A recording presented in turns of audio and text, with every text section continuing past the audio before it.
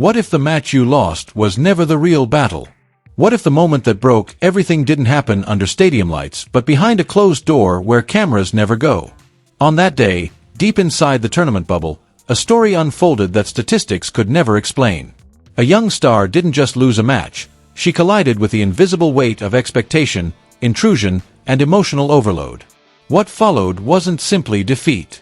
It was unraveling. And the truth, layered beneath rumor and silence, may be far more unsettling than anyone first believed. Alex Eala, often called Alex by fans around the world, didn't arrive on the global tennis stage quietly. She arrived carrying history. At just 20 years old, she wasn't only an athlete chasing wins, she was a symbol for an entire nation that had waited decades to see one of its own stand among the elite. The Philippines didn't just see her as a player. They saw her as proof that boundaries could be broken, that global tennis wasn't reserved for a select few countries. Trained in Spain at the Rafa Nadal Academy, sharpened through relentless junior competition, and crowned with a Grand Slam junior singles title, her resume already read like destiny in motion. By the time she began breaking into WTA events, the whispers turned into headlines. She wasn't just promising. She was happening. Her breakout season in 2025 was explosive. Wins over top 10 opponents. A surge into the top 100 rankings. Deep runs that forced commentators to rewrite scripts mid-broadcast. But every breakthrough carries a shadow. With each victory, the expectations multiplied. Every match stopped being about tactics and form and became something heavier. Could she carry a country on her shoulders? Could she represent an entire region unfamiliar with tennis superstardom? Could she be more than talented and become historic? That pressure didn't stay in interviews. It followed her into locker rooms, onto practice courts, into quiet moments meant for recovery. When she entered the tournament in China, it looked routine on paper. Another hard-court event.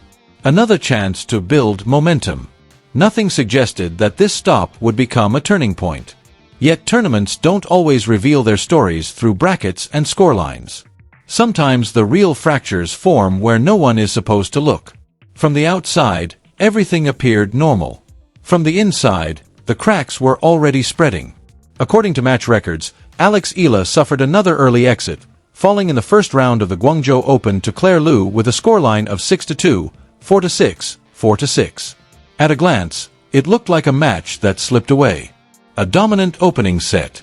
A tightening second. A fading third. Analysts could easily frame it as momentum lost or conditioning tested. But something about that loss felt different.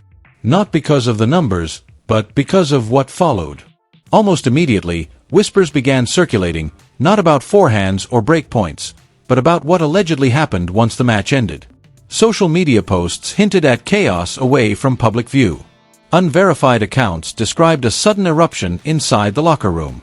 Others claimed she collapsed later in the press area, visibly shaken and disoriented. No major outlet confirmed these reports.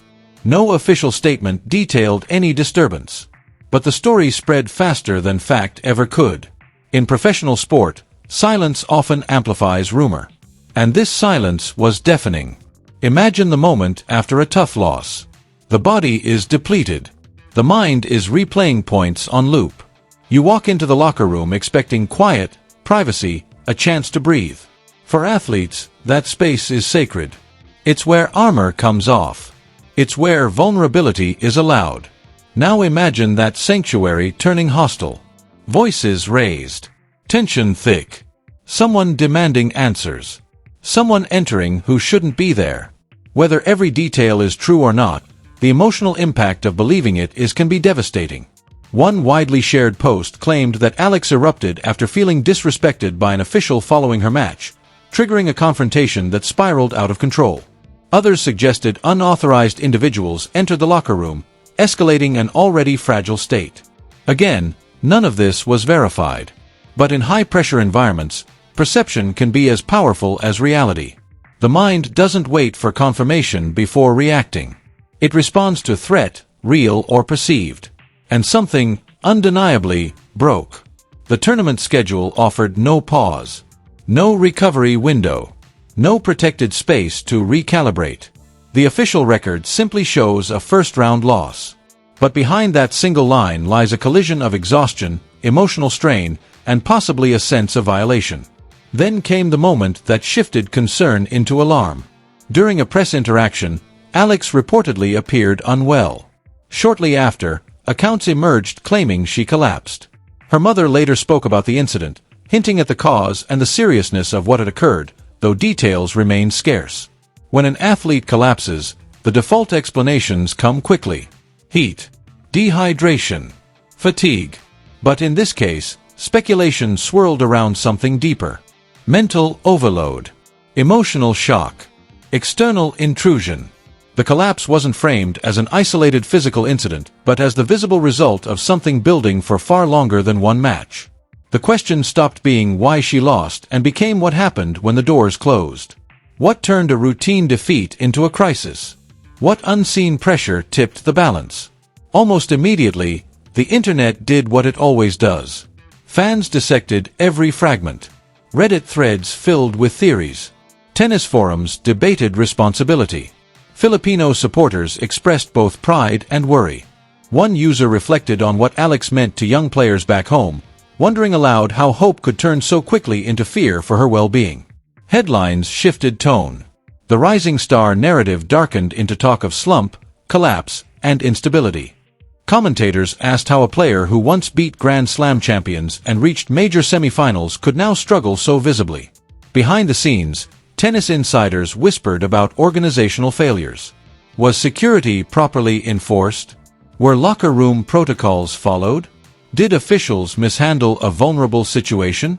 Some argued that the professional tour places young breakout stars into an environment with immense demands but insufficient protection. A pressure cooker where emotional cracks are inevitable. In the Philippines, the reaction was intense.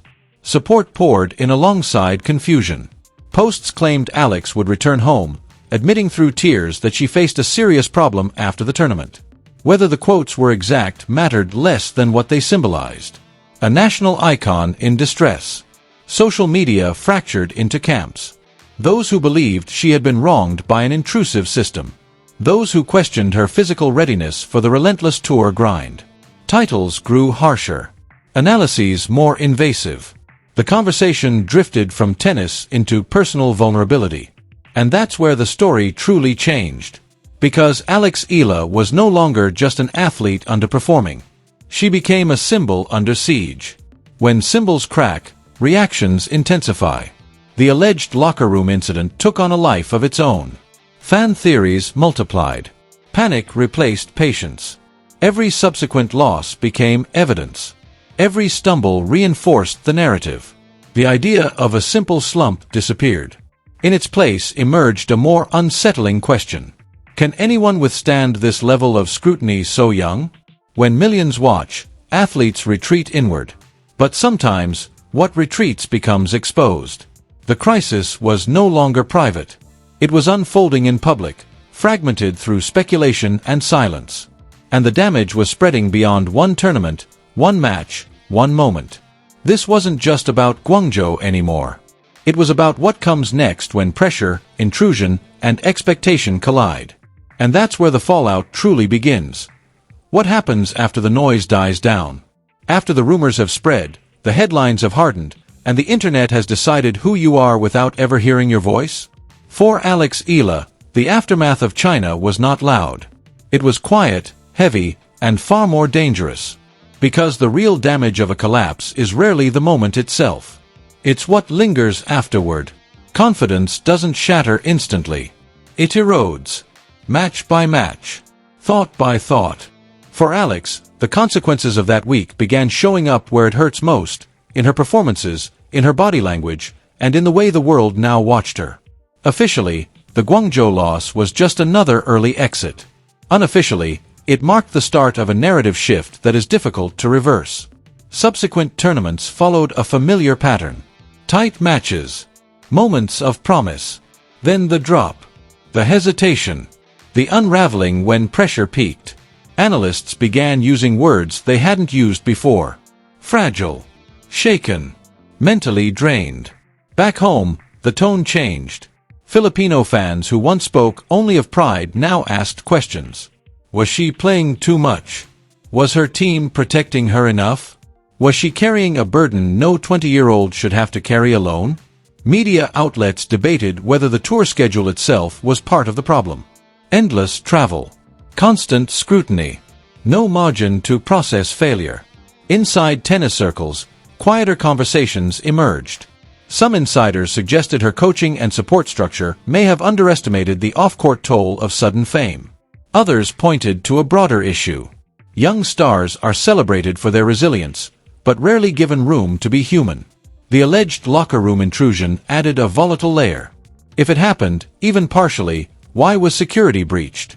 Why was her private space compromised at her most vulnerable moment? And if it didn't happen as described, why was there no clear statement to shut the story down? Silence became its own antagonist. In modern sport, silence invites interpretation. And interpretation rarely favors the athlete. As days passed, the narrative hardened. Alex Eala was no longer discussed purely as a rising champion. She became the player who collapsed. The player surrounded by questions. The player whose mental state was now fair game for public debate. That shift is brutal. Wins can lift you, but labels stick, especially when they are born from crisis. Mental health entered the conversation, but not gently. Some voices were empathetic, pointing out the immense psychological load placed on young athletes representing entire nations. Others were less forgiving, framing the episode as weakness, as an inability to handle elite sport. This split revealed something uncomfortable about the ecosystem itself. Tennis celebrates toughness, yet rarely creates safe structures for emotional failure. When athletes break down, the instinct is to medicalize it: dehydration, cramps, heat. Rarely is there space to ask deeper questions about intrusion, isolation, or psychological overload. In Alex's case, the absence of clear information fueled resentment. Fans wanted truth. They wanted accountability. Instead, they got fragments. A comment from her mother here. A vague post there. No official follow-up from tournament organizers. No detailed explanation from the tour. That vacuum allowed speculation to metastasize. The locker room story became both myth and metaphor. Whether every detail was factual mattered less than what it represented. A young athlete's safe space was breached, symbolically or literally. And once that idea took hold, it reframed everything. Every loss looked like aftermath. Every quiet moment looked like damage. Yet amid the chaos, there were facts that couldn't be erased. Fact 1. Alex Eala did lose early in Guangzhou, 6-2, 4-6, 4-6 to Claire Liu. Fact 2. She has openly spoken before about the emotional weight of representing the Philippines. In a US Open interview, she said it clearly. Representing her country isn't just motivation. It's pressure she feels deeply. Fact 3. There is no verified mainstream confirmation of a locker room raid or that her collapse was officially linked to confrontation or intrusion. Everything beyond that lives in the gray zone between lived experience and online narrative. And that gray zone is dangerous. Because myth can wound just as deeply as truth when it shapes perception. For Alex, even if the incident didn't occur exactly as rumored, the belief that her boundaries were violated could still have been enough to trigger a breakdown. Athletes operate on finely tuned mental balance. When trust in environment disappears, performance follows. Her team's minimal response may have been an attempt to protect her privacy. Or it may have been uncertainty. Either way, the result was the same. The story grew beyond control. But here's where the narrative becomes more complex. Because collapse does not automatically mean downfall. Sometimes, it marks exposure. A moment when the system fails before the athlete does. Alex's physical and mental state must be viewed through that lens. She is young. Her schedule has been relentless. Her rise was fast. Science tells us that these are prime conditions for burnout. Add national expectation, media pressure, and a perceived invasion of personal space, and you have a combustible mix. In that sense, the collapse was not scandal. It was symptom. A warning flare. And symptoms demand response, not condemnation. The spark may have been the locker room moment, real or rumored. But the fuel was already there. Yet hope still exists, and it exists because Alex Eala has already proven something crucial. She can recover. She can adapt. Her historic U.S. Open main draw victory, becoming the first Filipino to win a match in the Open era, is not erased by one crisis. That achievement speaks to resilience embedded in her journey. The question now is strategic, not emotional. Will she reset? Will she redefine boundaries? Will she insist on structures that protect her mental space as fiercely as her physical training protects her body? Because if the core issue is access, intrusion, and overload, then the solution lies in control. Control of environment. Control of schedule. Control of narrative. Perhaps the real truth behind China is not a single incident, but a system that pushes too hard, too fast, with too little protection. If that's the case, Alex's story becomes bigger than tennis. It becomes a case study, a warning to tours, federations, and fans alike. Rising stars are not invincible. They are not symbols first. They are people first. And when people break, the question is not who to blame, but what to fix. For Alex, taking control may mean more than winning matches. It may mean rewriting her story deliberately, choosing recovery over rush, boundaries over exposure, silence over spectacle. Collapse does not end careers. Ignoring collapse does. Looking back, the China episode may become one of those pivot points that define legacies, either as the moment everything slipped away, or as the moment everything changed for the better. For Alex Eala, the choice is still unfolding. She can be remembered as the player overwhelmed by pressure, or as the one who confronted it and rebuilt stronger. Legends are not forged only in trophies. They are forged in response to failure. If she returns with clarity, support, and self-protection, what once looked like breakdown could become breakthrough. Fans may one day remember not the rumors, but the resilience. And beyond her individual path, the ripple effects matter. Women's tennis must confront how it handles young talent, how locker rooms are secured, how mental health is addressed without stigma. If even a fraction of the raid narrative is true, it exposes vulnerability in spaces assumed safe. Alex's experience then becomes a catalyst, not just for her, but for reform. The future remains unwritten. Will she speak openly? Will she demand accountability? Will the story remain a quiet scar, or will it transform into a platform for change? As observers, we must ask ourselves what we are witnessing. A single mishap amplified by social media? Or evidence of deeper structural failure? Because the locker room narrative, at its core, is not about drama. It's about sanctuary.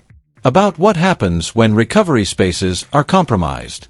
If that is the lesson, then Alex Eala's next chapter matters far beyond wins and losses. This is no longer just tennis.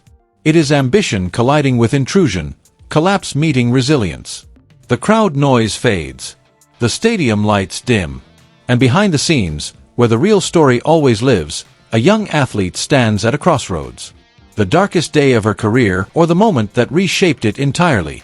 The choice is not whether she fell. The choice is how she rises. And that answer is still coming.